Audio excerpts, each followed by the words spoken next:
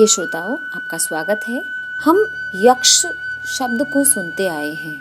हमारी हिंदू धार्मिक परंपराओं में, वेदों शास्त्रों में यक्षों का वर्णन मिलता है। आज मैं आपको उन्हीं यक्षों का परिचय प्रस्तुत करने वाली हूँ आपके समक्ष। यक्ष एक प्रकार के पौराणिक चरित्र हैं। यक्षों को राक्षसों के ही निकट माना जाता है, यद्यपि वे मनुष्यों के विरोधी नहीं होते जैसे राक्षस होते हैं। माना जाता है कि प्रारंभ में दो प्रकार के राक्षस होते थे।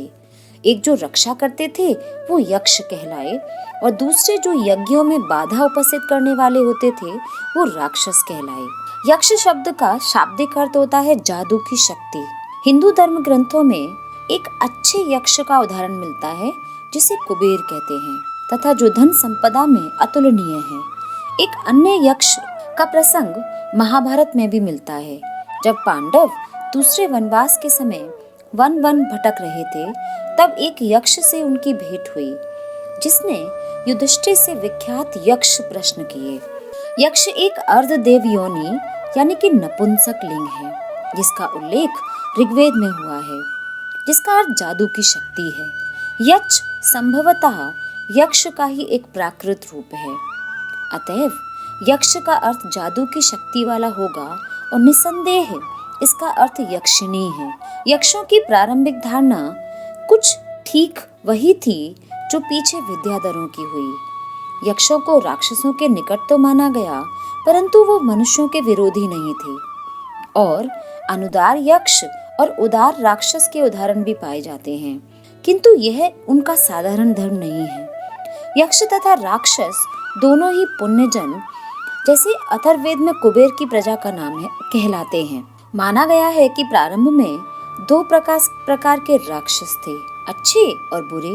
अच्छे तो यक्ष कहलाए और बुरे राक्षस कहलाए। यक्षों के राजा कुबेर उत्तर के दिक्पाल तथा स्वर्ग के कोष अध्यक्ष कहलाते हैं। पांडवों के वनवास में 12 वर्ष समाप्त होने वाले थे, और इसके बाद 1 वर्ष के अज्ञातवास की चिंता युधिष्ठिर को सता रही थी। इसी चिंता में मग्न एक दिन युधिष्ठिर भाइयों और कृष्ण के साथ विचार विमर्श कर रहे थे कि उनके सामने एक रोता हुआ ब्राह्मण आ खड़ा हुआ। रोने का कारण पूछने पर उसने बताया, मेरी झोपड़ी के बाहर अरणी की लकड़ी टंगी हुई थी। एक हिरन आया और वह इस लकड़ी से अपना शरीर गुजराने लगा और चल पड़ा। लकड़ी थी जो उसके सींग में ही अटक गई। इससे हिरन घबरा गया और बड़ी तेजी से भाग खड़ा हुआ। अब मैं अग्निहोत्र के लिए अग्नि कैसे उत्पन्न करूंगा? नकुल चौंक उठे, पर उन्हें इतनी तेज प्यास लग रही थी, और हिरन उनके आगे से तेजी से दौड़ता हुआ बहुत दूर निकल गया, आंखों से ओझल हो गया। पांचों पांडव थके हुए प्यास से व्याकुल होकर एक बरगद की छांव में बैठ गए। वे सभी इस बात से लज्जित थे कि शक्तिशाली और शूरवीर होते हुए भी ब्राह्मण का छोटा सा काम नहीं कर सके। प्यास के मारे उन सभी का कंठ सूख रहा था। नकुल सभी के लिए पानी की खोज में निकल पड़े। कुछ दूर जाने पर उन्हें एक सरोवर मिला, जिसमें स्वच्छ पानी भरा हुआ था। नकुल पानी पीने के लिए जैसे ही सरोवर में उतरे, एक आवाज आई, माद्री के पुत्र, दुस्साहस नहीं करो, यह जलाशय मेरे अधीन है। पहले मेरे प्रश्नों के उत्तर दो, फिर पानी पियो। नकुल चौंक उठे, पर उन्हें इतनी तेज प्यास लग रही थी कि उन्होंने चेतावनी अनसुनी कर दी और पानी पी लिया। पानी पीते ही वे प्राणहीन होकर गिर पड़े। बड़ी देर तक नकुल के नहीं लौटने पर युधिष्ठिर चिंतित हुए और उन्होंने सहदेव को भेजा। सहदेव के साथ भी वही घटना घटी जो नकुल के साथ घटी थी। सहदेव के ना लौटने पर अर्जुन उस सरोवर के पास गए। दोनों भाइयों को मृत पड़े देखकर उनकी मृत्यु का कारण सोचते हुए अर्जुन को भी उसी प्रकार की वाणी सुनाई दी जैसी नकुल और सहदेव ने सुनी थी। अर्जुन कुपित होकर शब्दभेदी बाण चलाने लगे, पर उसका कोई फल नहीं निकला। अर्जुन ने भी क्रोध में आकर पानी पी लिया, और वे भी किनारे पर आते आते मूर्छित होकर गिर पड़े। अर्जुन का इंतजार करते करते युधिष्ठिर व्याकुल हो उठे, और उन्होंने भाइयों की खोज के लिए भीम को भेजा।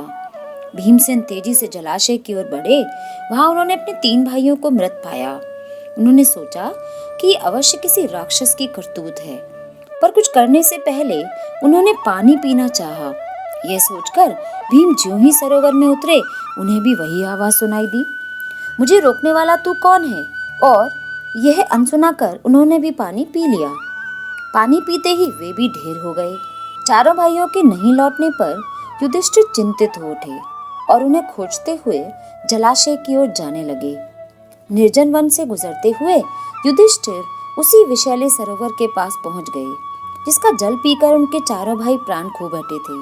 उनकी मृत्यु का कारण खोजते हुए युधिष्ठिर ने पानी पीने के लिए सरोवर में उतरे और उन्हें भी वही आवाज सुनाई दी, सावधान, तुम्हारे भाइयों ने मेरी बात न मानकर तालाब का जल पी लिया। यह तालाब मेरे अधीन है। मेरे प्रश्नों का सही उत्तर देने पर ही तुम इस तालाब का जल पी सकते हो। युधिष्ठिर जान गए कि यह कोई यक्ष बोल रहा है। उन्होंने कहा, आप प्रश्न करें, मैं उत्तर देने का प्रयास करूंगा। यक्ष ने प्रश्न किया, मनुष्य का साथ कौन देता है? युधिष्ठिर ने कहा, धैर्य ही मनुष्य का साथ देता है। दूसरा प्रश्न, यश लाभ का एकमात्र उपाय क्या है? उत्तर मिला, दान। हवा से तेज कौन चलता है? मन। विदेश जाने वाले व्यक्ति का साथी कौन होता है? विद्या। किसे त्याग कर मनुष्य प्रिय हो जाता है? अहंकार भाव को छोड़ने पर और गर्व के छूट जाने पर व्यक्ति प्रिय बन जाता है। किस चीज के खो जाने पर दुख नहीं होता? क्रोध। किस चीज को गंवाकर मनुष्य धनी बनता है? लोभ। ब्राह्मण होना किस बात पर निर्भर है? जन्म पर, विद्या पर या शीतल स्वभाव पर? उत्तर मिला, शीतल स्वभाव पर। कौन सा एकमात्र उपाय है जिससे जीवन सुखी हो जाता है? अच्छा स्वभाव ही सुखी होने का उपाय है। सर्वोत्तम लाभ क्या है? आरोग्य, यानी कि बिना किसी रोग के। धर्म से बढ़कर संसार में और क्या है? दया। कैसे व्यक्ति के साथ की गई मित्रता पुरानी नहीं पड़ती, सज्जनों के साथ की गई मित्रता कभी पुरानी नहीं पड़ती। इस जगत में सबसे बड़ा आश्चर्य क्या है? रोज हजारों लाखों लोग मरते हैं, फिर भी सभी को अनंत काल तक जीते रहने की इच्छा होती है। इससे बड़ा आश्चर्य और क्या हो सकता है? इसी प्रकार यक्ष ने कई प्रश्न किए और युधिष्ठिर ने उन सभी के ठीक ठीक उत्तर दिए। अंत में यक्ष ने कहा, राजन, मैं तुम्हारे मृत भाइयों में से केवल किसी एक ही को जीवित कर सकता हूँ। तुम जिसे भी चाहोगे वह जीवित हो जाएगा। युधिष्ठिर ने यह सुनकर एक पल को सोचा, फिर कहा, नकुल। और नकुल जीवित हो गए। युधिष्ठिर के यह कहते ही यक्ष उनके सामने प्रकट हो गए और बोले, युधिष्ठिर, 10,000 हाथियों के बल वाले भीम को छोड़कर तुमने नकुल को जिलाना क्यों ठीक समझा? भीम नहीं तो तुम अर्जुन को ही जिला लेते, जिसके युद्ध कौशल से सदा ही तुम्हारी रक्षा होती आई है। युधिष्ठिर ने कहा, हे देव, मनुष्य की रक्षा ना तो भीम से होती है ना ही अर्जुन से। धर्म ही मनुष्य की रक्षा करता है और धर्म से विमुख होने पर मनुष्य का नाश हो जाता है। मेरे पिता की 2 पत्नियों में से कुंती माता का पुत्र मैं ही बचा हूँ और मैं चाहता हूँ कि माद्री माता का भी एक पुत्र जीवित रहे। पक्षपात से रहित मेरे प्रिय पुत्र, तुम्हारे चारों भाई जीवित हो उठें। यक्ष ने युधिष्ठिर को यह वरदान दिया। यह यक्ष और कोई नहीं बल्कि स्वयं धर्मदेव थे।